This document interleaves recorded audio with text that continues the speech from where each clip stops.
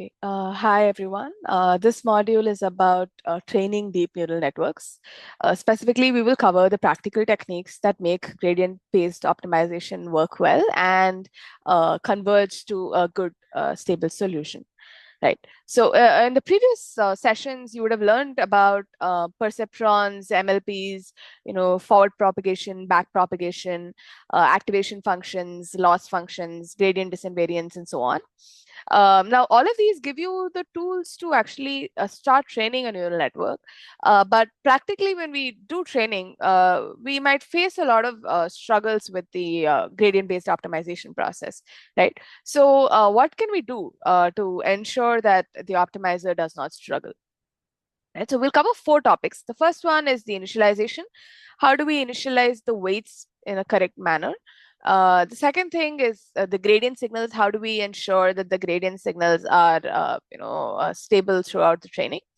And then how do we, normalize, the activation functions and, these normalization techniques we'll talk about that can actually help us stabilize training by modifying the loss landscapes.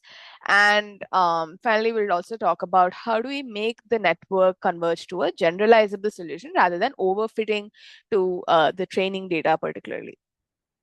Right? Okay, so let's start with the first part, which is on initialization. Okay. So why does initialization matter, right? So here's the core issue. In a deep neural network, each layer takes its input, multiplies them by weights, applies an activation function, and then the result is passed on to the next layer. In a deep neural network, this happens 50 or 100 times, right? And what we would want to know is that are the inputs and outputs to each of these layers actually well distributed, right? So this is what would be the term that I'm calling here as the variance of activations, right? So this is the quantity that controls essentially the factors that is, compounding multiplicatively across subsequent layers, right? So here you can see that the variance is equal to the number of layers into the variance of the weights into the variance of the activations for the layers before that, right? So the main factor, multiplicative factor that you can see that's compounding this is the number of inputs into the variance of the weights at each layer, right? So what we would like to do is we would like to have this sort of feature, this factor constant. So here, let's look at a few examples, right? What happens to this factor? So if this factor is less than 1, then you can see that the variance of the activations, when we keep multiplying, it would collapse to 0. Similarly, when the activation is greater than 1, then it's when you keep compounding multiplicatively, like say 1.1 power 50 would become 117, right? So you can see it exploding. So this would cause saturation. And when the variance is constant, this is similar to what we would have where the activations are well distributed across each layer, right? So to maintain stable gradients across all layers, we want to initialize such that the variance of the weights is equal to 1 by the number of inputs, right? We just take the n to the other side. Okay. Now, this is the main condition. This intuitively means that the more inputs that are feeding into a neuron, the smaller we want each weight should be. Because all those inputs get summed together. We want them to be equally distributed across all the weights. Okay. Now, we talked about this n, the variance being 1 by number of inputs, right? It's a simple version. But the exact correct variance that we should be using depends also on the activation function itself, because each activation function transforms the inputs differently.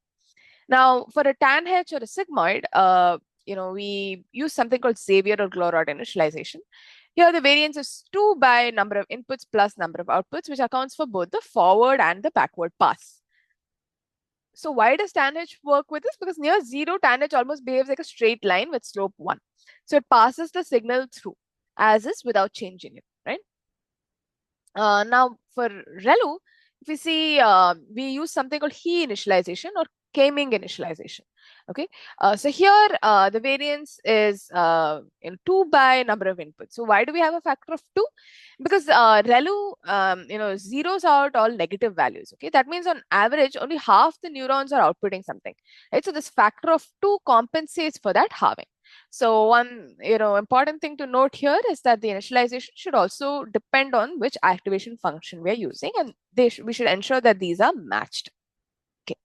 Now, in the next section, let's talk about how do we maintain the gradient signal to be stable, right? So in the first section, we talked more about the activation variance, right? So this is all related to sort of forward pass, but the same problem occurs during backward pass as well when you're computing gradients, because if you remember the chain rule, right? So if you look at this equation, the gradient for the layer 1's weights is a product of the L minus 1 factors before it, and each factor involves the weight matrix at that layer and the derivative of the activation function, right? And if each of these factors is slightly less than 1, say 0.9, you have 50 layers, 0.9 power 50 is about 0.005, so the gradient is sort of effectively disappeared, right? So, this is the main issue. And if you think for an early layer, we are chaining the partial derivatives from the output all the way back in a deep neural network, right? So when you're a product of many terms, if the factor is slightly less than 1, then the initial layers are not even learning, right? On the other hand, if the factor is greater than 1, then your gradients start exploding, right? And the loss diverges to none. So how do we fix these issues, right? So there are 4 practical solutions. The first one is a straightforward solution called gradient clipping. So here, when the gradient norms exceed a certain threshold, we just rescale them to a maximum value, right? It's pretty straightforward. It fixes the exploding problem, but it does not fix the vanishing problem. The second one is using another activation function. So here we use ReLU activation. So ReLU has a gradient of 1 for all positive inputs, right? So if you compare this with a sigmoid where the maximum derivative is 0.25, that's even for an active neuron, there's sort of a 4 times shrinkage as compared to ReLU. Whereas in ReLU, if the neuron is active, there is no shrinkage because the maximum value is 1.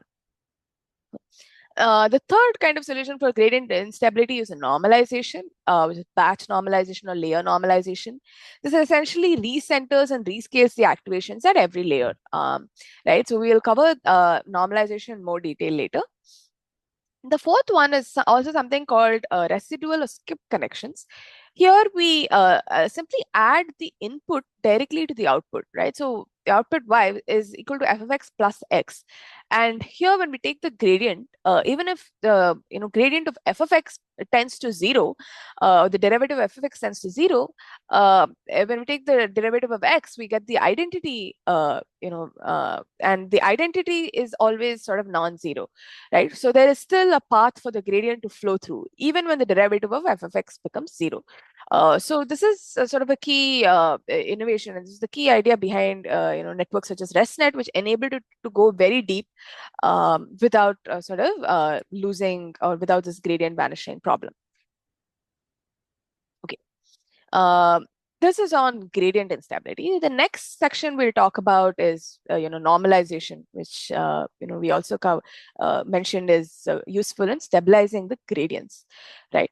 Now, apart from this gradient instability, there's a lot of other issues that you will start seeing when you start training, right? Imagine you have proper initialization, you've used ReLU activation function, and you've also implemented, gradient clipping and residual connections, so on.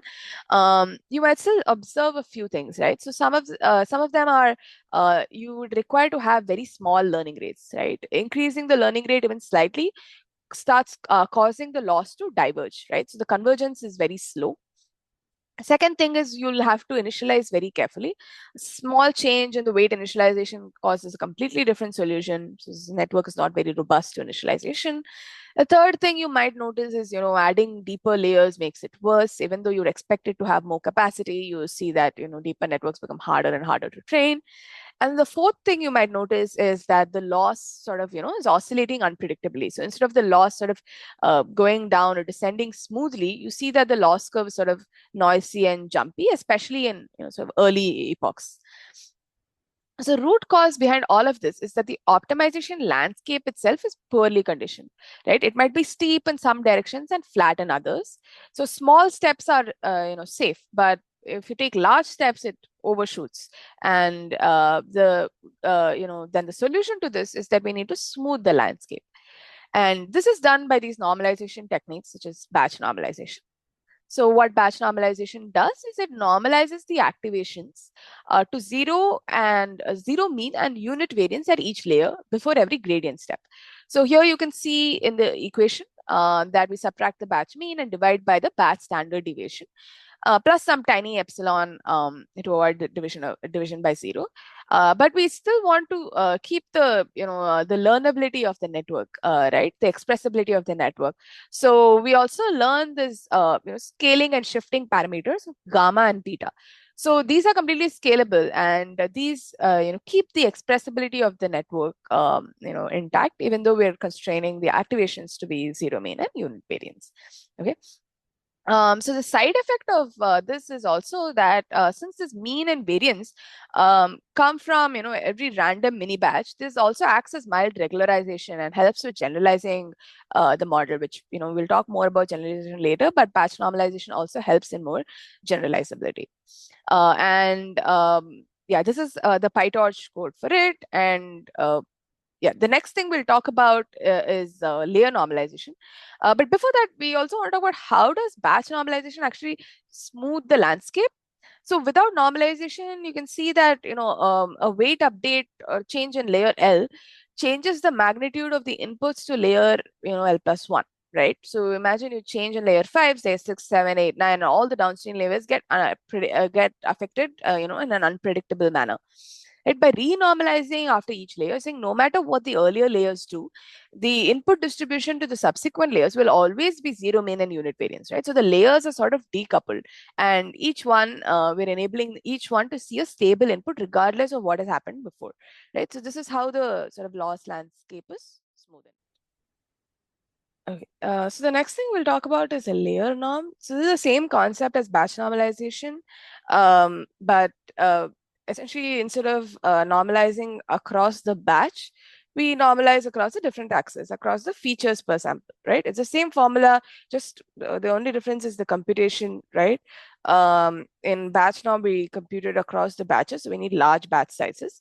But in say sequential models, say like transformers or RNNs, right, but the sequence size may be different, may not be as large, then what we do is we take the sort of statistics across the features for the one sample, right? So this works regardless of the batch size. So this is layer norm. And yeah, we'll just look into why does batch norm work, right? So the original paper actually said that this works because it reduces the internal covariate shift, right? It reduces the shifting distribution of the layer inputs. But now it's a sort of considered an incomplete explanation. The more current understanding is that it makes the landscape smooth, which is what we talked about, right? It makes the loss surface more Lipschitz continuous, and that means the gradients change less abruptly, and this enables us to use larger step sizes and leading to faster convergence when we're optimizing. So you can check out these papers for some further reading, right? Okay. The next thing we'll talk about is generalization. Right, this is the last topic. How do we prevent the model from overfitting? Right. So what do we mean by generalize? So I mean, we talked about the loss landscape so far, right? But and this is trying to the optimizer is trying to take us to a minima, right? And not all minima are the same, right? This whole landscape might have multiple minima, and some might be very sharp and narrow, and some might be wide and flat. Right? So when you've reached a minima, imagine you're at a sharp, narrow minima. Any small perturbation in the weights and the inputs can cause the loss to spike, right? But whereas when you're in a wide or a flat minima, small perturbations, such as new data, doesn't change the loss much, right? So this solution might be a more stable solution for us to have, and this might be a more generalizable solution. Um, so, so this is what we're trying to do using regularization, right? We're trying to make the optimizer move towards wider and flatter minimas that provide more stable and more generalizable solutions. Okay, so the first method to do this is to penalize the weights. Okay, why do we want to penalize the weights? We want to penalize the weights because large weights would create very complex and sharp decision boundaries, right? And this might fit every training point, but that's not what we want. We would rather fit through a smooth function that is more likely to capture the true pattern, rather than having, sharp, complex decision boundaries which are trying to overfit to the noise in the data. So to do that, we want to ensure that the weights that are learned are lower in value, right? Preventing these complex sort of shapes, right? So there's penalization is one way to do this, right? So in the loss function, we also add a penalty for the value of the weights, right, to keep the weights small. Now, there are two ways we can do this. Either we use, the absolute values, that is the L1 penalty, right, the sum of the absolute values of the weights, or we use the sum of the squares of the weights. Okay, so that is called L2 penalty. Now, by nature, the L1 penalty, which is called lasso, since it's directly proportional to the weight, the absolute value of the weight, it pushes small weights to exactly 0. So this produces sparse models because the gradient of the penalty becomes lambda into the sign, which is constant in magnitude. Right. So both larger weights and smaller weights get sort of a similar penalty, and smaller weights just go to 0. So this is also used in many, feature reduction sort of use cases. Now, L2, here the gradient of the penalty is lambda into W, which is proportional to the weight value. So the weights don't get zeroed out. Large weights receive a larger penalty, smaller weights receive a smaller penalty, but they're not really getting zeroed out. Okay, but the model gets more uniform, smaller weights. Now, this is how we would, use it in PyTorch. And the shape plot is just to show how, L1 being absolute of the weight value, it has this, sort of a sharp point. So the weights approach, 0, but this is sort of parabolic. So weights don't really approach 0, right? They don't quite reach it. It's sort of a parabola. Um, okay. The next topic we'll talk about is dropout. So dropout takes a different approach. Instead of penalizing weights, we randomly disable a few neurons during training, right? And here in every training step, each neuron has a probability of being zeroed out by this P is the probability of that neuron being dropped or zeroed out, right? And this division of 1 by P is called an inverted dropout. So it scales up the remaining neurons so that the total expected output magnitude stays the same. So this means that inference time, when all neurons are on, we don't need to use this adjustment. So as you can see in this diagram, different batches has a different subnetwork, right? And how does this help generalization? Because no neuron can become, like a sole contributor to the output, right? And no neuron or set of neurons can be crutched because all the neurons can be zeroed out by any probability. So it encourages sort of codependency, and it prevents any sort of brittle partnerships, and it encourages all the neurons to sort of equally participate in building the output function. So this is on dropout, and the typical dropout probabilities that I use is 0.2 to 0.5, and this is how you would use it in PyTorch. Okay. The next one is the simplest sort of regularizer. We just try to stop the optimizer training before it overfits, right? This is sort of the cheapest way to do this. It's called early stopping, right? Whenever we see that the validation loss starts, the training loss is still going down, but the validation loss is increasing, we just stop there, right? So it's essentially trying to stop it where it's at a point where it's trying to memorize too many details of the training loss that is not really helpful on new unseen data. Okay. So quick summary on regularization, we covered methods that help us penalize large weights so that we can get a smoother boundary that involves L1 and L2. Then we talked about dropout, random neuron removal. We talked about early stopping. And in the previous chapter, we also talked about batch or layer normalization, how it also acts as mild regularizer. And yeah, we would ideally, when training a neural network, we would use multiple of these together because they address different failure modes. So overall, so far we covered initialization. We covered, why initialization matters, what would be the objective for an initializer, and how different activation functions require their own corresponding initialization methods.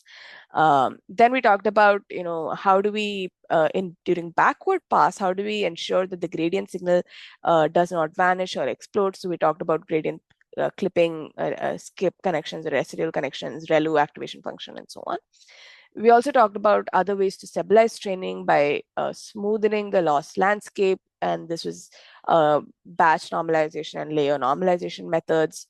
Then we talked about regularization. So regularization methods we covered, L1, L2, dropout, early stopping, and so. Right.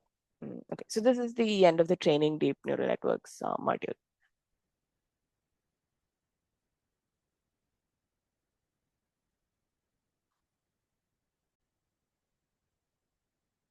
Okay. Hi, everyone. This module is going to be about CNNs, convolutional neural networks. These are the building blocks and the major architectures that made deep learning work for computer vision. Okay. So we'll cover two things in this agenda. The first one is CNN building blocks, what convolution actually does, and different concepts such as padding, stride, pooling, and receptive fields. Then we'll also cover some of the key architectures, how they've evolved, and some applications. Okay. Let's talk about CNNs in production at scale, right? Let's talk about a lot of the applications specific, especially to Amazon, and what would be the goal, or what would be the use cases for these kind of networks. So one of them could be the product image classification, right? We try to use the product images to automatically categorize sort of millions of products into their taxonomies, detecting image quality issues, and so on, for the listings. The second thing could be visual search, right? So you take a picture, take a photo of an item, and the network is already able to extract the visual features and then match them with other products, right? So retrieve similar products from our catalog. The next thing would be fulfillment center robotics, where we need a lot of object detection and segmentation for the robotic picking, right? Edge detection, identifying item boundaries, where to cross the arm, in reading the package labels in real time in the conveyor belts and so on. The fourth thing could be also content moderation. So, detecting sort of policy validating images across the listings and so on. And so these are a few sort of real world applications. So with this sort of goal in mind, let's go ahead to see how these sort of CNN models are built specifically for images. Okay. Um, so let's start with the building blocks of CNNs. So why do we really need a new network called CNNs for images, right? So images actually have a new spatial structure that the traditional fully connected layers just completely ignore, right? So what do we mean? So one thing is, say a image is uh, depending on the pixel size, is 224 and 224 to 3 for RGB, has about 150,000 pixel values, right? So just one image. And one hidden layer of 1,000 neurons requires over 150 million parameters for just that single layer, right? So that's one reason. The second reason is there's no translation equation. So, how would we pass an image to a deep neural network, right? We would just sort of vectorize it, and then what the MLP would do it would treat a cat in the top left corner as an entirely different pattern from the cat shifted to the bottom right. Right? It doesn't sort of really understand this translation through the image.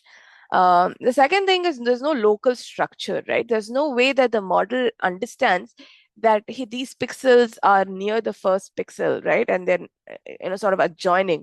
So these should be considered together. They're forming some sort of image or a concept together. And maybe and this could be not just for neighboring, neurons, but also say, for example, if there's a border along the corner of the image, that should be considered, as sort of one concept, right? So the different pixels are sort of equally, related, and when we pass it through a fully connected layer. But here we want to make the model understand that nearby pixels actually share more information, right? And far away pixels probably share lesser information. So that's more about the structure of images. So this convolutional neural network is mainly to make the model understand these underlying structures in an image, right? Which we call inductive bias that we want the model to have whilst it starts training. So the first one is locality, second one is translation equivariance, and third one is compositionality. Right? So compositionality means, that complex features are built from simpler ones. Say for example, there are different parts of a face in an image, and it's overall building one image, right? So that's compositionality part. That also comes with understanding the sort of structure. Okay. Now, how does convolutional neural networks solve this?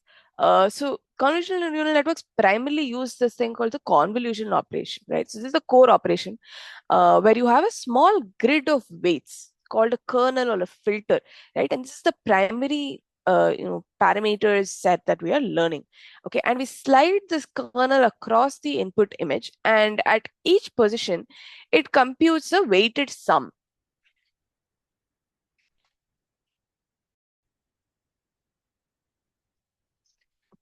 So at each position, it computes a weighted sum or dot product of the pixels that this particular kernel covers, right?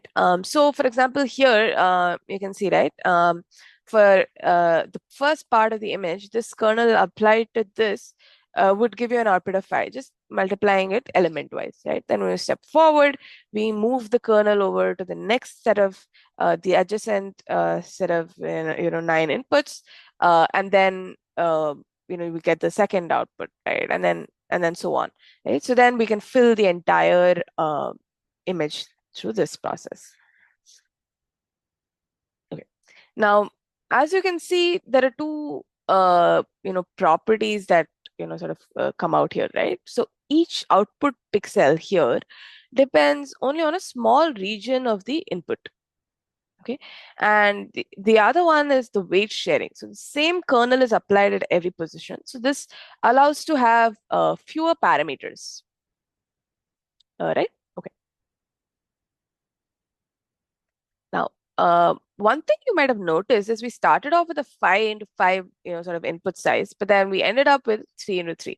Right? So obviously, when we're moving with these kernels, there is, some loss in the size with each step, right? And this is where, this concept of padding also comes, which we'll sort of talk about in more detail. But when you slide a kernel across an input, the output is either smaller in size, depending on how the kernel size is. And this formula is a formula to calculate what would be the output size. And it depends on the input size, the kernel size, how many paddings, the zeros added per side, and what is the stride. So, for example, imagine we take an example of, same padding. Right. So we start with input size 32, we use a kernel size 3, and we add a padding and stride of 1, and we get output size same as 32. If we take a stride of 2, which means we move the kernel 2 steps, then we get an output size of 16, which is halved. Right. So this is just a useful formula to quickly calculate the output size and adjust the padding, stride, and kernel size, etc., accordingly as we want the output size to be. Okay. So let's talk a bit more about this padding, right? So padding is essentially the zeros that we add around the input border to control the output size and preserve edge information. Okay. So essentially, a valid padding is no zeros. The output always shrinks. The border pixels then participate in only fewer computations, only in their own. So the edge information gets progressively lost the deeper we go into the network. The next type of padding is same padding, right? We just add just enough zeros, which is comes out to be floor of k by 2 when k is odd and the stride is 1. So the output has the same spatial size as the input. Every input pixel appears in at least one output computation, and so the spatial information in the borders is preserved. This is what most modern networks use. Okay. And the practical impact is that without adding padding, a 224 into 224 layer image loses 2 pixels per convolution layer, right? And after 5, say 3 into 3 convos, it's down to 214 to 214, and you've lost all the context about the border. With the same padding, the dimensions stay 224 into 224 until you explicitly choose to downsample the image. Next is stride, right? So stride is how many pixels the kernel moves at each step. So a larger stride produces a smaller output. Okay, and stride equal to 1, the kernel moves 1 pixel at a time. So it has maximum overlap between the adjacent input fields, and the output dimensions are approximately the same as the input, right? With stride equal to 2, the kernel skips every other position, right? So the output is roughly half the input size in each spatial dimension. So this is a efficient way to also downsample feature maps. And in modern architectures, they mostly use a stride to convolutions instead of pooling or any other methods for downsampling. Okay. Now, we just mentioned pooling. What is pooling, right? Pooling is especially when we want to downsample, we can either do a max pooling or average pooling through a particular kernel size, right? So here there's no learnable parameters. So for example, if I do max pooling of each part, I get a max of each of these 2 into 2 size. And with a stride equal to 2, I get output of 2 into 2. Okay. If I do an average pooling, you can see I get the average of each of these kernels. And again, because it's stride 2, I get an output of 2 into 2. Okay. So max pooling takes essentially the maximum value. So it's you're trying to keep the strongest activation intuitively, the most detected feature. In average pooling, you get a more of a smoother summary, right? And this global average pooling is sort of commonly used as the very last step before classification models, right? It replaces the large, fully connected layers. The next concept relevant to CNNs is something called the receptive field. So this is essentially the region of the original input image that a single neuron in a deeper layer can see. Okay, so that influences the part of the input original input image that actually influences the a particular output value. Okay, so I'll show you a quick interactive demo here, right? So if I click any neuron here, you can see the receptive field of this, right? So essentially, where did this output come from, right? Which are all the original input image pixels which contributed to this particular output.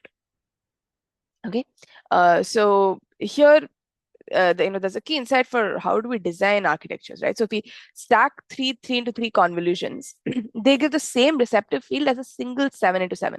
It both see a 7 to 7 patch, but 3 and 3 layers use about 50% of the parameters or 55% of the parameters of a single 7 to 7 sort of a layer, right? While adding extra non-linearities as well. So it's more expressive and fewer parameters. So this is why modern architectures use small kernels, but they're stacked deeply. And the general formula for receptive field computation is sort of shown here. Each layer adds k minus 1 times the product of all the preceding strides. Okay. Now, let's talk about what a typical sort of convolution block looks like. So the standard building block you'll see repeated in nearly every CNN goes as follows, right? So you typically have a convolution block, then a batch norm, then a nonlinear sort of activation, then a max pooling. Okay, so the idea behind this is that the convolution extracts features, the batch norm stabilizes them, the ReLU adds some nonlinearity, and the pooling, downsamples it. So this, you also see the PyTorch code here is pretty straightforward. And this is sort of a common pattern. The spatial dimensions half, while the channel depth doubles in each stage. Now let's talk about the CNN architectures, how they've evolved over a decade, right? So starting from the LeNet in 1998, this proved that initially the CNNs work, right? Then we go to AlexNet in 2012. This is the main ImageNet movement that launched sort of a modern deep learning with GPU training, ReLU, and Dropout with 60 million parameters. Then we went to the VGG 16, which went deep with uniform 3 into 3 filters and 138 million parameters and 16 layer depth. The next one was the Google Net. The same year went wide instead of deep with parallel branches and drastically fewer parameters. So this was sort of an interesting way to do it with wider networks, and it's called an Inception module. We have multiple parallel branches. And then we have ResNet, which went extremely deep using skip connections. And so this is the has been the sort of gradual evolution. The networks have gotten deeper, but also smarter, and more depth doesn't require more parameters, as you can see. If you design the architecture well, especially with ResNet, as you can see, the depth is 50, but it's still uses lesser parameters than AlexNet and VGG, right? Okay.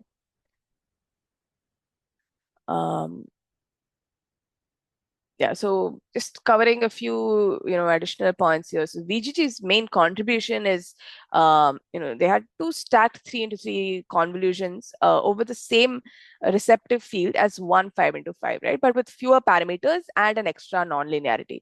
So this is why no modern architectures use large filters. So this is the key insight that we got from VGG. The Inception insight, as you talked about, the key contribution is they run multiple filter sizes in parallel. So use one-into-one convolutions as bottlenecks to control computation. And the result is that they were able to get a 6.8 million parameters with better accuracy than a 60 million parameter AlexNet. Right. And finally, the ResNet's contribution was primarily on the skip connection. Okay, means that the gradients always have a direct identity path, and this we had talked about in previous models as well. So this unlocked training networks with 50, 100, 152 layers due to the skip connection. And this is the sort of ResNet block diagram here. So the input goes through two convolution layers, but also bypasses them directly to an addition node.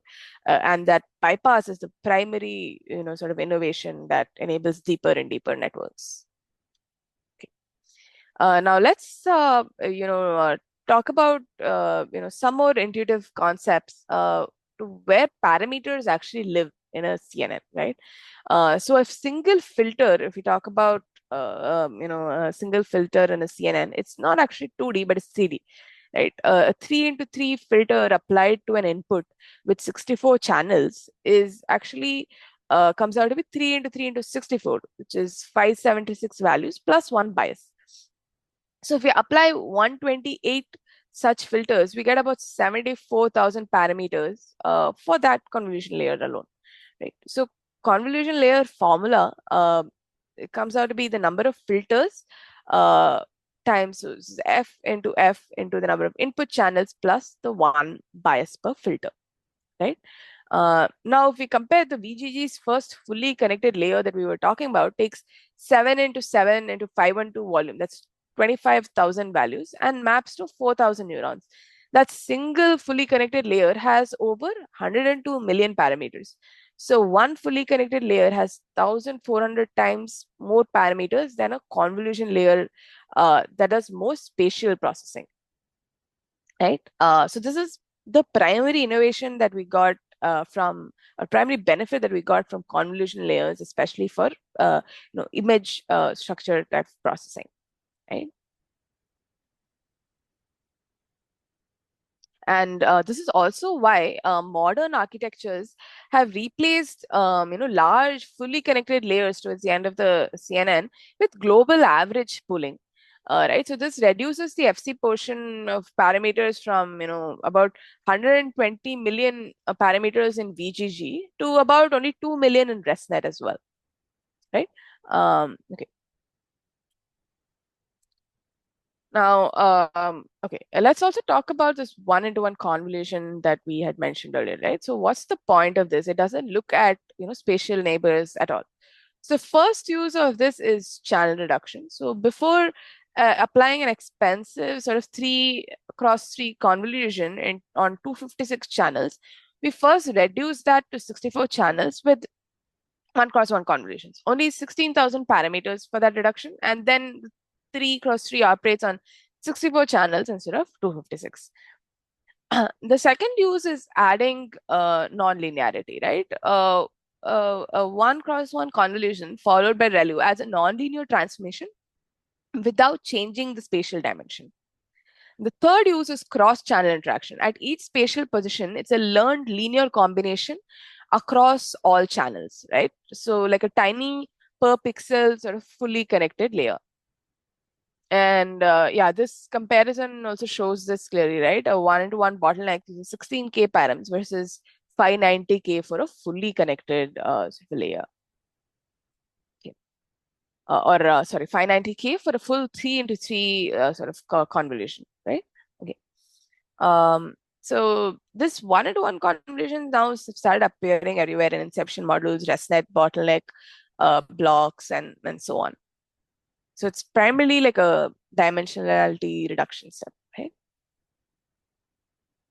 Okay. The next part we'll talk about is transfer learning. So in industry, you almost never train a CNN from scratch, right? So a huge part of CNNs is reliant on transfer learning. So the one thing is feature extraction, right? Now we freeze the entire pre-trained network, just train a new classification head on top, and this works remarkably well with even with very few examples, because the convolution layers already knows what edges, textures, and object parts look like, right? So having a pre-trained module trained on such a large data set like this ImageNet data set helps these layers learn general visual features, and then we can use them for new tasks with very less data. And the next concept is fine-tuning, where we unfreeze the last few convolution layers and train them with a small learning rate, right? The earlier layers keep the generic, edge and texture information that they've already learned, where the later layers adapt to the specific domain that we are fine-tuning for. Then there's full fine-tuning, where we unfreeze everything but use a very small learning rate. This is only when we have substantial data to train on, and if the domain is quite different from, say, ImageNet. The code is pretty minimal, 3 lines to load pre-trained weights and then swap the classification head and, maybe freeze layers. So the key takeaway is, we almost never train a CNN from scratch. We always want to start from pre-trained weights on, that's trained on any visual task. Okay. Then object detection basics, right? So we talked also about object detection when we talked about use cases. So there are 3 levels to this. One is classification, what is in the image. So for the whole image, it gives us one label. And the next is localization, right? So localization is where is the object. So you need extra additional output values like, say, some x comma y and widget and height for one bounding box. And then the next one is detection, right? Where are all the objects, right? So now you want to identify all the objects in image, multiple boxes, bounding boxes, and classes, and then confidence for each, and so on. Now, here IOU, intersection over union, this measures the detection quality. So essentially the area of overlap divided by the area of union between your predicted box and the ground truth. Okay. And the YOLO approach is you only look once. So you essentially divide the image into a grid, and each cell predicts bounding boxes and class probabilities in a single forward pass. Right. So there's no separate region proposal step. So this helps make it real time. Then there's also non-max suppression. So this handles duplicate detections. You keep the most confident box, suppress anything that overlaps it heavily, then repeat for the next, highest confidence box until all boxes are either selected or suppressed. This is what powers robotic picking and fulfillment centers, package label reading, and content moderation, where we need to find the specific sort of violating region. Okay, so this is a few sort of concepts regarding object detection use cases. Okay. The next one we'll talk about is neural style transfer, right? So this is combine the content of one image with the artistic style of another. So here we use CNN layer activations as the representation. So this is more of a creative application that also tells us something deep about the CNN representations. So one of the concepts here is content loss. At a chosen deep layer, the activations for your generated image should match those of the content image, right? Deep layers encode what objects are where without caring about the exact pixel values.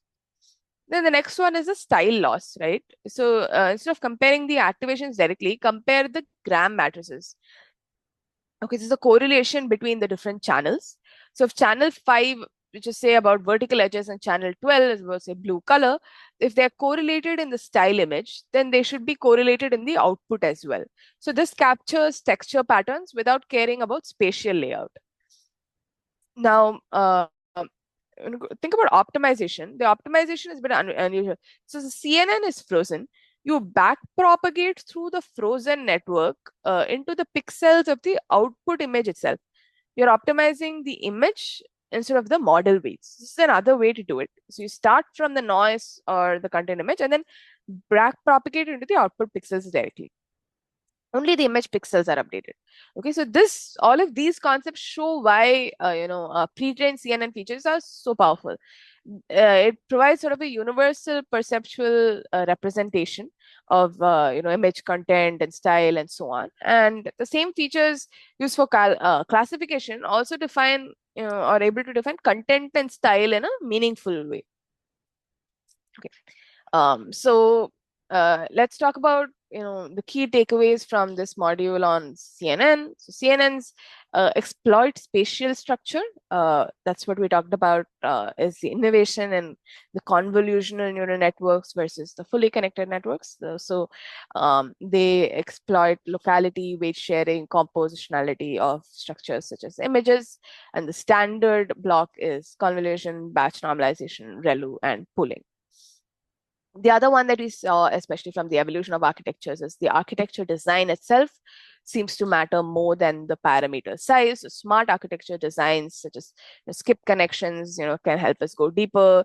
The 1x1 bottlenecks cut computation, and small filters that are stacked, beat deep, large filters. Transfer learning is the default. We also talked about this. Pre-trained features are general, so we take pre-trained models all the time and then fine tune for a specific task. You almost never need to train from scratch for a particular task. Then the other thing that we talked about is CNNs powering detection, generation, and search. Right, so the same convolutional features can serve classification type applications, localization, object detection, and style transfer, visual similarity, and so on. Okay, so that's the end of the CNN module.